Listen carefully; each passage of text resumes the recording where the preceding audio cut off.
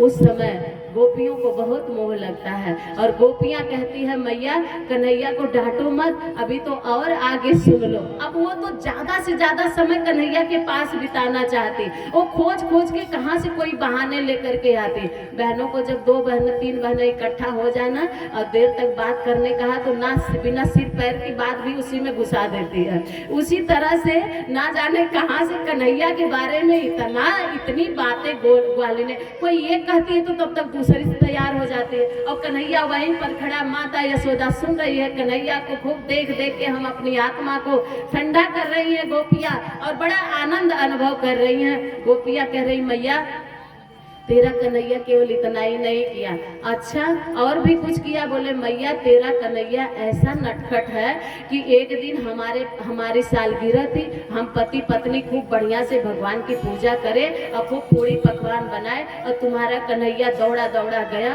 और जब दौड़ के गया तो कहने लगा बड़ी महक आ रही है भाभी मुझे पकौड़े खिलाओ ना। तो हमने कहा रुक जाओ लल्ला रुक जाओ, पहले पंडित जी आएंगे पूजा कराएंगे, तब पंडित जी खा लेंगे, भगवान की पूजा कर लेंगे, तब तुमको पकौड़े मिलेंगे। जानती हो मैया तुम्हारा लल्ला क्या कहा, कहने लगा भाभी मुझसे बड़ा कौन है, कौन भगवान है जिसकी पूजा करोगी, पहले मेरी पूजा करो। अब पकौड़े देती हो कि नहीं देती हो, और नहीं देती हो तो फिर तुम जानो तुम्हारा। अब तो मैया हमने कहा पंडित जी बिना आए कैसे तुमको पकौड़े दे, और कन्हैया चौकड़ी मारते हुए मूछों पे ताव बघाते हुए बोले जो होएगी से देखी जाएगी, अब तो पता ही चलेगा, परिणाम भुगतने के लिए तैयार रहना। ऐसे करके कन्हैया धमकी दे के चला है। तो गोपियों फिर क्या हुआ, बोले हम लोग तो बढ़िया से पूजा किया, बढ़िया से भोजन पकवान खाया और रात में जब हम दोनों लोग सो गए तेरा कन्हैया ना जाने कौन सी खिड़की से घुस गया और घर में घुस गया। हम दोनों पति पत्नी शादी की सालगिरह थी, खूब पूरे पकवान खाए थे, बड़ी अच्छी नींद आ गई, दोनों लोग सो गए। अब दोनों लोग जब सोए थे तो इस समय हमारे देख रही है ना कि इस समय दाढ़ी रखने का फैशन चला है, तो उनके पति देव भी इसी फैशन में लिखते, वो बड़ी बड़ी दाढ़ी रखे हुए थे और इनकी भी तो ब्यूटी पार्लर नहीं जाती थी गोपियाँ, क्योंकि चोटी लंबी, आज तो हम लोग ब्यूटी पार्लर में जाके नुचवा लेते हैं बाल को। वो गोपियाँ गांव की जो गोकुल की थी ना वो ब्यूटी पार्लर नहीं जाती थी, लंबी चोटी बनाती थी।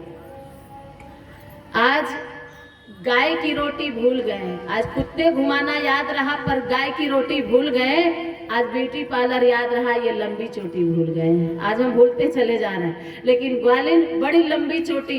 तो मैया रात को कन्हैया घर में घुस गया और घुस के जानती हो क्या किया, मेरे पतिदेव की दाढ़ी और मेरी चोटी दोनों को एक में बड़ी मजबूत 3 गट्ठी मारा, जैसे हम लोग बनाते हैं वो रक्षा सूत्र बांधते हैं, 3 गट्ठी मार के मैया चोटी और दाढ़ी एक ही में बांध दिया।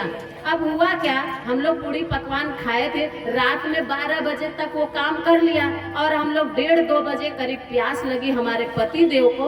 तो जब पति देव को प्यास लगी तो वो उठे कि चले पानी पी ले घड़े से निकाल के, और जब पानी पीने के लिए उठे तो मेरी चोटी खींचे, और जब हम अपनी चोटी पकड़े तो उनकी दाढ़ी खींचे। अब इधर से चोटी तो पति देव कह रहे कहा कर रही हो, तो हमने कहा मेरी चोटी काहे को खींच रहे हो, अब पति देव कह तुम मेरी दाढ़ी काहे को खींच रहे हो, अब इधर से दाढ़ी इधर से चोटी, इधर से दाढ़ी इधर से चोटी, बात तो समझ में आए नहीं, अंधेरा था आप लोगों की तरह तो वो बैटरी सिस्टम और इन्वर्टर सिस्टम तक था नहीं। तो मैया अंधेरे में कुछ समझ में नहीं आया, फिर क्या करी गोपी, फिर क्या करे मैया। अब धीरे धीरे दोनों लोग एक साथ सट करके कि तेरी दाढ़ी ना खींचे मेरी चोटी ना खींचे, एक साथ सट करके हम लोग गए चौके में रसोई में, वहां से जाके माचिस धीरे धीरे ढूंढे, जरा भी आगे पीछे होते तो खींच जाती मैया। अब उनकी तो उतने में 20-50 बाल तो दाढ़ी के निकल ही गए थे बेचारे को, वो उसमें से तो खून भी निकल गया, बेचारे परेशान हो गए मेरे पति देव। अच्छी सालगिरह मनवाया तेरा कन्हैया, फिर क्या हुआ, पर माचिस उठाए, जब ढिबरी जलाई ताखे में, जब ढिबरी के उजाले में देखा तो गट्ठी, वो गट्ठी मारा है रक्षा सूत्र की तरह से, 3 गट्ठी मारा है कन्हैया।